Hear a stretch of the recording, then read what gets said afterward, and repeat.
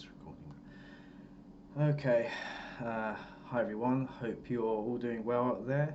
It's been a while since I've done one of these solo videos, um, but there's been a few things that I wanted to clarify that was sort of discussed in the podcast with myself and Oakley.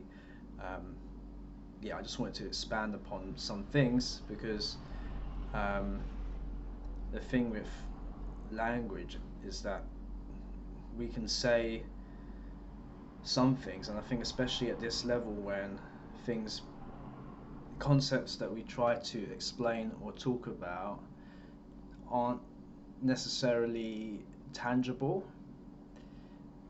so they can't be realized in physicality. They are more like metaphorical because we can only talk about certain theories about extra dimensional topics in relation to like a I call it like a proxy of information. So in computer networking, you can usually be able to access a site that would otherwise be, for instance, like geographically restricted.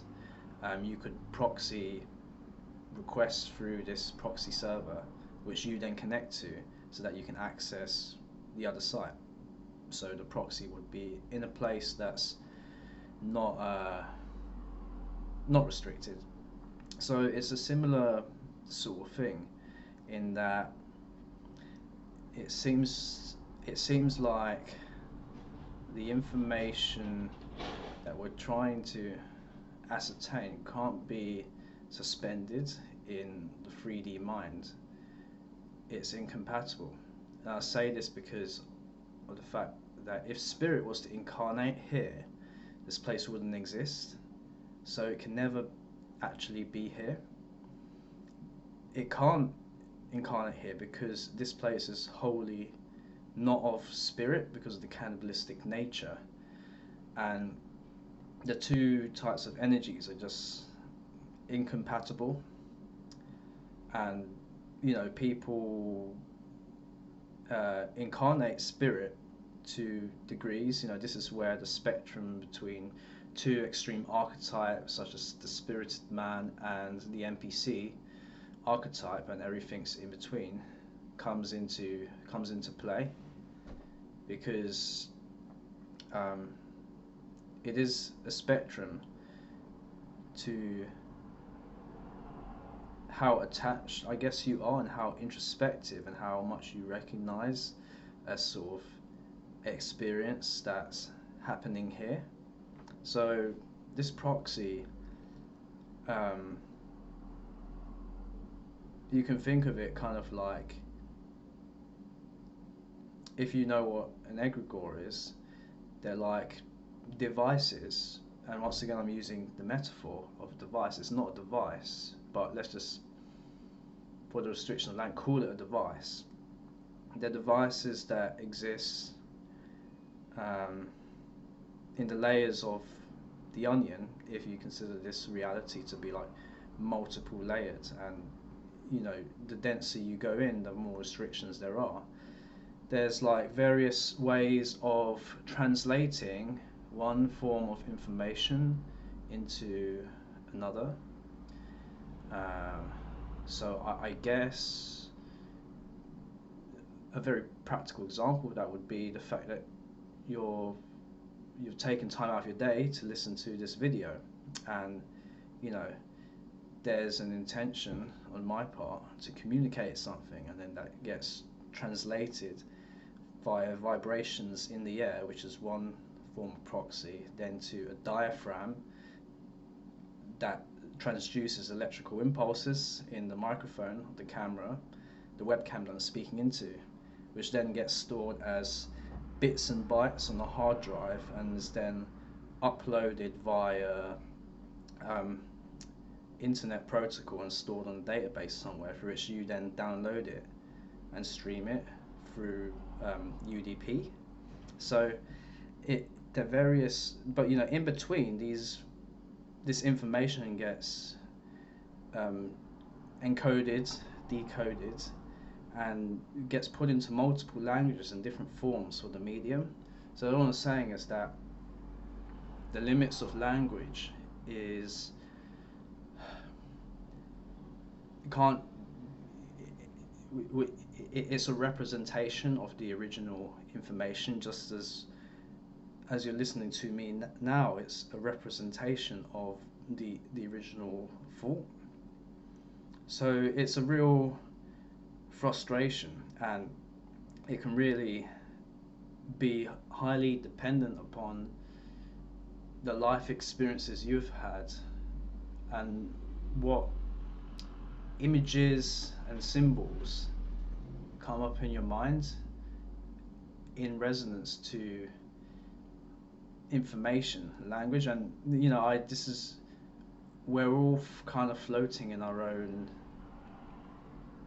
linguistic bubble of meaning, being able to ascertain what people are saying. There's cases where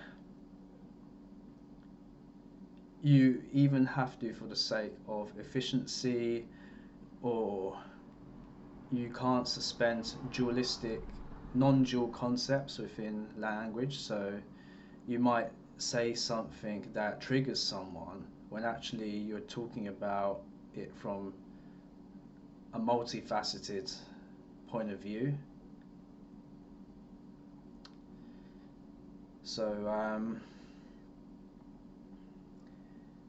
yeah, that's aside from the point.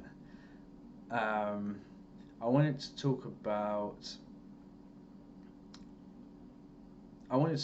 what I mean by feedback loops and mental devices, and this concept of 50% rule. So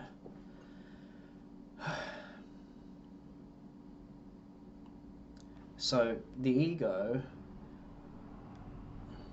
is another proxy to interact with, like, the five sensory medium, and it's a lower density to the layer of biology, because it comes out of the biology. And yes, like I said, it's really an inferior form of communication. But what happens is it can really be used by the demiurge to take over your mind. And I think we all know this, but I'll just give my take on the mechanics behind this. So, you might have seen people who perhaps ask certain questions when they're younger about the nature of reality and seem to have more of an open mind, and then over time they start to become degraded by the system, and then they lose that capacity to ask questions, and they kind of sink into the program and become more towards that archetype of the NPC, at the extreme end of the spectrum. And what it is the ego is formed from the subconscious, which is influenced by the unconscious, and it comes out and it's mixed together with the external, like, cultural programming, the language that you've inherited through your local culture, and it's translated in our case in terms of nouns, because of our particular westernized languages are more scientific, atheistic languages that splits the world up into many pieces. There's other languages that are more movement and verb based, but it comes out and it's transduced and it's proxied. So even at this layer, the subconscious is proxied to an ego, to it's translated to a lower dimensional form, and it comes out as language. But that's also not only from the outside, but in the voice in your head is this monologue. And you know, when we're if you're unstable, these you can't always be consciously aware of this monologue that's playing out. Um, it what this does is it's like this is what a mantra is. It's this monologue that plays over and over again, and then what eventually happens is it then re-embeds itself back into the subconscious, and the unconscious influences it. And this is what I'm talking about, a closed loop system. So it's an engineering concept, whereby there's no externalized inputs and there's no externalized outputs of the system. So I guess think about a light bulb in a black box. The light can't escape. The energy can't be added from the outside. You can't plug a plug in from the outside. The energy has to be contained as like a, I don't know, a double A battery inside the box. But that whole thing is a closed loop system, and closed closed loop systems will have the output feedback to the input. So this is a similar thing to what's going on with in our minds. It's the input is the unconscious, and this is where various gates and portals, as a metaphor, gets opened up either by whatever host entity incarnates through the organic portal, this flesh suit avatar. In this case, it's predominantly whoever we are. If you're understanding what I'm saying, it's predominantly who we are. This thing that recognizes the experience. But in a lot of cases, and this is where people are getting predominantly hijacked by influences that's part of this demiurgic multiverse, i.e. the realms that are just above this one, but within the sphere of influence of this inversion energy, this archetype of the demiurge, Watiko, whatever you want to call it, the inversion basically. But they're aberrations of entities that incarnate, and it's not just one entity that can incarnate in the organic portal. There's multiple, just like how we're multicellular, each has its own will, but it amalgamates and becomes a body. The same thing's happening in the invisible, interdimensional sense, the places, and the extrasensory domains that goes outside the five senses. So this is the input. Is it you? Is it something else? Who knows? There's an input though. Then it gets translated through the proxy to the output. The action as behavior, which originated from the cause, which is in the mind. But more importantly, for this conversation, feeds back to yourself. So when I spoke about in the podcast this concept of positive or negative feedback loops, it depends on what we ascribe to positive and negative. So let's just say positive is how we would think of positive, freedom, no restrictions, absence of pain and suffering, unconditional love. And negativity is just that, involution, cannibalization, inversion, intellectual dishonesty, denial, hatred, conditional love, that sort of thing.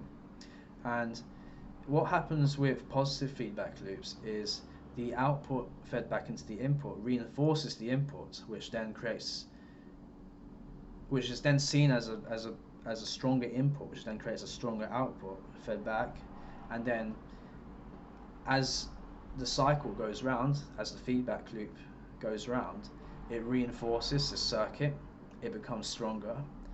It's additive in nature. The output is added to the input.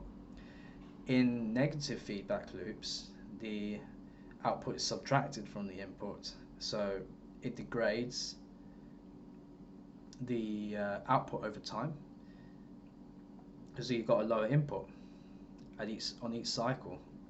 So if we think about that in terms of us, it what I'll describe to a positive feedback loop, or a positive state in the mind, would be to how much of an extent your true self has predominance within it, versus how much these rote mechanical inversion programs seeded by lower dimensional entities has within. Because the mind, it seems to me like the human mind has a certain it's finite to a degree, and it's not like there's infinite capacity to learn, but I say finite in the sense of the time that we have to learn, and how just the neurological circuits become pruned into adulthood for specialization. That's why people become very good at one thing or a few things, but they're not as broad and adaptable as children. And it makes sense why that's done in this reality from a survival point of view. But there's the finality within it, and it's the degree to which these external influences have within our minds that dictates either the evolution to go towards the ideal spirit incarnate, the pneumatic in Gnostic terms, or degradation into an NPC or Helix, what the Gnostics called these types of people. It really depends on how much Watiko or the Demiurge has implanted within your mind. And it seems like, because this world is mostly composed of flesh avatars that are predisposed or are closer to the extreme NPC archetype, and in their actions they are NPCs, even if they might have some degree of a true sovereign self within. It's such that the mental real estate is so taken over that they can't. The sum of their actions is involution and cannibalization. Knowing about these proxies, mental devices that I was talking about, and feedback loops, it's a foundation to talk about the 50% rule, and it's this thing I've been thinking about where, if you notice how some people just degrade over time, even though they might have seemed more open-minded in the past, I think it's because there's a 50% mark, and if you're below it, it means you have or the percentage is how much of a predominance your true self has within your mind. So if it's below halfway, that means the demiurge has more of a predominance within your mind. If it's above halfway, it means your true self has a more predominant influence on the human mental real estate. So if we make an assumption that on average throughout the human lifespan, the influence is relatively, of each of these conflicting forces, the influence is relatively constant on average, and it would obviously fluctuate, but let's say it's constant on average, and they're equal to each other. The demiurge's influence is of the same intensity as that of ourselves. So now it becomes purely dependent. The sum of our actions is purely dependent upon the predominance of either our true selves or these demiurgic programs. So we will get into situations where someone like, I don't know, one of these prophet figures, I don't know, Jesus, Buddha, Hermes Trismegistus, these kinds of guys, they might have been something like 99.9% spirit incarnate here, just below the point where spirit would incarnate and dissolve the realm, which by the way has probably already happened, just outside of linear time. But and then there's more, there might be more subtle examples. For instance, we might have been 55% in very early childhood, and the point about being over the 50% mark means that this is a positive feedback loop, because our true selves adds to the input as our ego feeds back. This is the mantra. This is these conscious insights that then gets concretized in language, fed back to the subconscious and then the unconscious, and spat back out again. That's how we look at certain things, and they can trigger cascades of abstractions that leads to more connectivity and awareness of the metaphysics of the reality landscape that kind of just influences our five senses instead of being the five senses. And then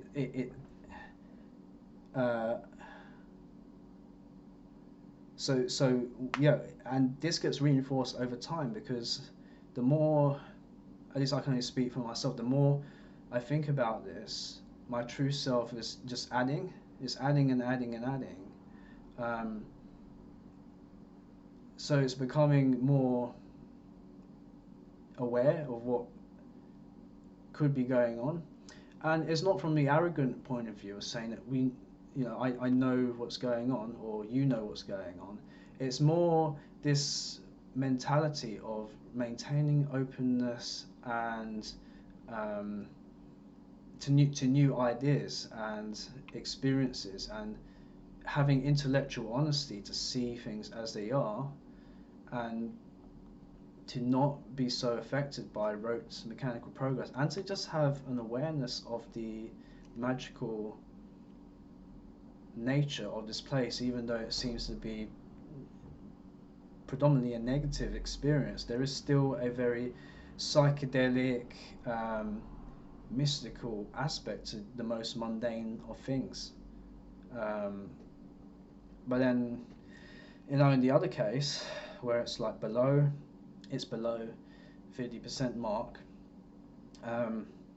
this is a negative feedback loop, because now it's the demiurge that has more of a predominance within the mind. So it's more of the demiurge's influence that is now subtracting from the input. It's now programming the subconscious and the unconscious, and it's slowly corrupting the mind. This is how I think this explains why certain people might have these certain inklings, or it might appear that they are mimicking spirited man, and to some extent they are. It's just that over time, because of this predominance of the demiurge within them, all that gets fizzled away, and then it reaches a point, say I don't know, below 40%, where the the energy required, it just, you just need a new body at that point, and reincarnation is a thing. They just get flushed back in because the true self is there. It's just being wholly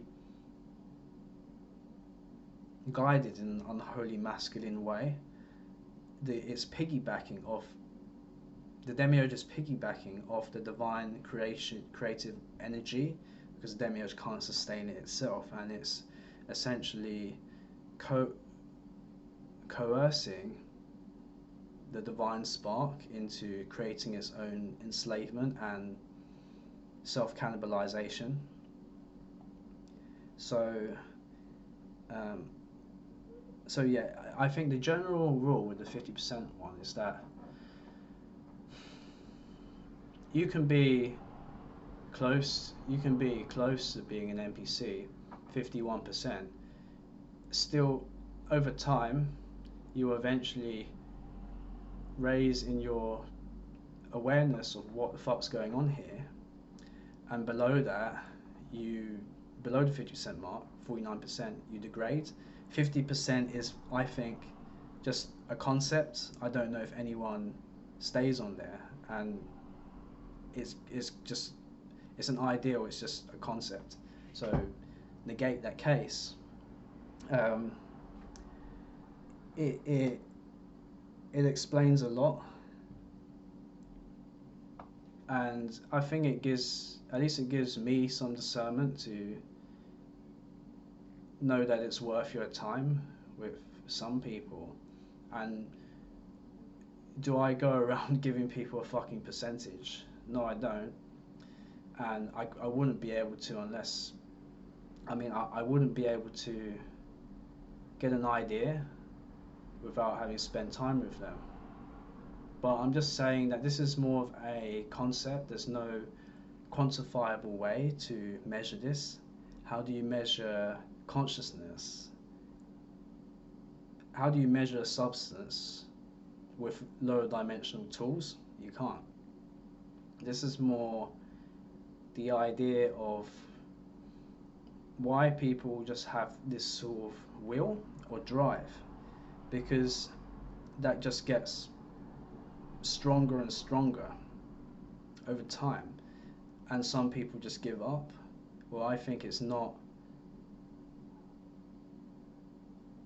they can't. If the demiurge corrupts their mind, then the neurological network then becomes concretized, and it sort of, it becomes set in place. So yeah, there's something to think about, something I wanted to clear up. Now, I think there are caveats to this.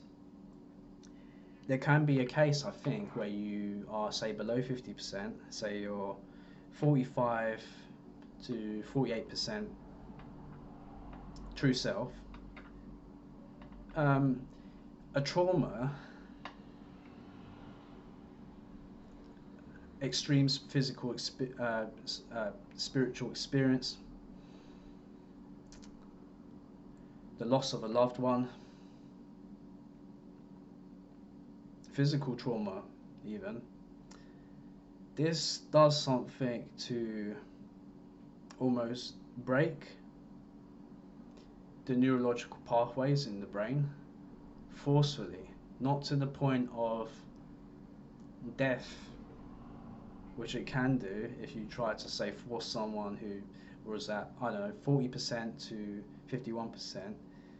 It would be too much of a disruption of the survival circuits. I'm talking about things like the midbrain and occipital lobes, parietal lobes, all the temporal lobes, and all these things that are required for you to be aware of your surroundings. It could get so misconfigured that you end up just dying. But if you're close to the 50% point, an extremely painful spiritual experience could push you over the halfway mark. And I think that this is why, like, some people might have been very close to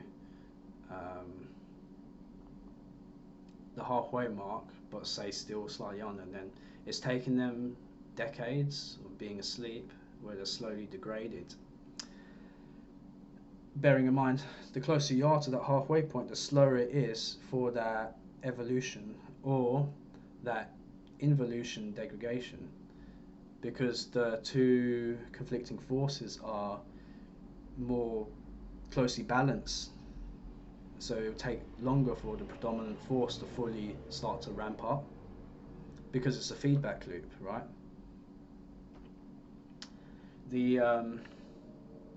So people, these people might be asleep for a few decades, then they all of a sudden have this profound spiritual experience, and now all of a sudden they've become aware of what's going on because they've been jolted over that halfway point, and